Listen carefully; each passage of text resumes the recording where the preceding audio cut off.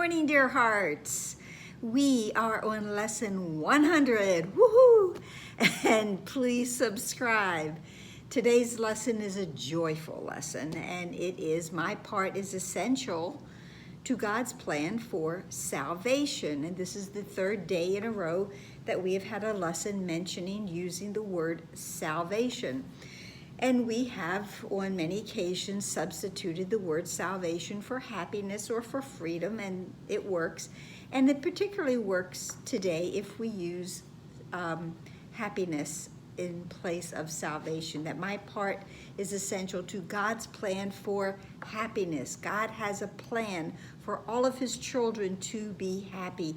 And this lesson tells us God's will for you is perfect happiness, but not just for me, it is for everyone. The entire sonship, all of creation, is meant to be happy. This lesson starts just as God's Son completes his Father, so your part in it completes your Father's plan. Salvation must reverse the mad belief in separate thoughts and separate bodies, which leads separate lives and go their separate ways. Our function, shared by separate minds, unites them in one purpose, for each one of them is equally essential to them all. All of our belief in separation, this one idea, this truth that God's will for us is perfect happiness, unites every separate thought, every separate mind, every separate body, and brings us all together into the unification of God's joy, which is where we are meant to be.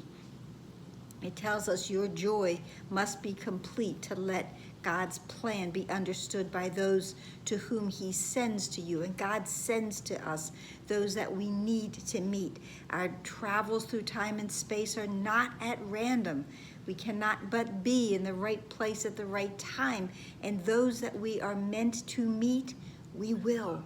There's not going to be any way to avoid that, nor do we want to. So we allow our happiness to be such that we bring in all others, that we all may share in God's plan for our happiness. And it says, you are indeed essential to God's plan. Without your joy, his joy is incomplete. Without your smile, the world cannot be saved. While you are sad, the light that God himself appointed as the means to save the world, to save this tired and aching world, is dim and lusterless, and no one laughs. No one laughs, because all laughter can but echo yours. You know, it reminds me of Barry Manilow. I can't smile without you. I can't laugh without you. And you cannot laugh without me. We are meant to be joy-filled and filled with joy together. We are essential to God's plan for salvation. And in paragraph 5 it says, we will not let ourselves be sad today. And several times within this lesson it mentions that we are God's messengers. God's messengers are joyous, and their joy heals sorrow and despair. They are the proof that God wills perfect happiness for all who will accept their Father's gifts as theirs. So the more joy, the more happiness that we have within us, and the more we will share, because whatever we have within us, given to receive, are one in truth. As we receive it, we give it, and it just expands and extends outward and outward and outward, and it's the joyful pebble in the pond. And I don't know where it goes, and I don't need to know where it goes, but I just know that this joy multiplies and multiplies thousands and 10,000 times more. God asks you to be happy so the world can see how much he loves his Son and wills no sorrow rises to abate his joy. God does not want us to be sad. God wants us to be happy, and he wants us to have so much joy within us that others will see it and say, I want what she's having. I want what he's having. I want to be that happy too. And then they can learn and find out the truth is that, yes, they not only can be happy, they are meant to be happy. It says, his peace to everyone who looks on you and sees his message in your happy face. God's message for joy in your happy face. The exercises, we're still doing the first 5 minutes of every hour, but today it's asking us to really go deep into this, to go deep down within ourselves, that we meet the Christ within us, and let this one be the day that you succeed, to go that deeply.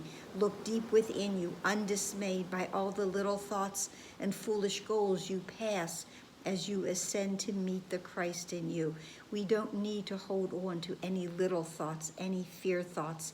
Remember, we'll go back to lesson 41. You can afford to laugh at fear thoughts, knowing God goes with you wherever you go. And we laugh at fear thoughts, and we laugh at the little temptations and the distractions, because we are on our mission today to accept our function, that to be joyful, happiness and my function are one. And I want to be happy today, and I want to share that happiness with everyone. And it tells us that when we go this deep into our practicing, he will be there. You are essential to his plan. God will be there. You are his messenger today, and you must find what he would have you give. He truly only wants us to give this joy, this happiness to everyone. And do not forget the idea for today between the hourly practice periods. It is yourself, your true self, who calls to you today, and it is him you answer every time you tell yourself you are essential to God's plan for the happiness of the world. And indeed we are. And there's no sacrifice. There's no sacrifice required to be happy. The ego may have told us that, but it is not true. We are free to be happy and joyful. And so let us do that today. So we accept our part. We are happy. We are joyful. We share it. It's a good day. I hope this helped. Please like, please share, please subscribe. That was Buster. Subscribe, comment, and definitely please share. We really need some more subscribers, please.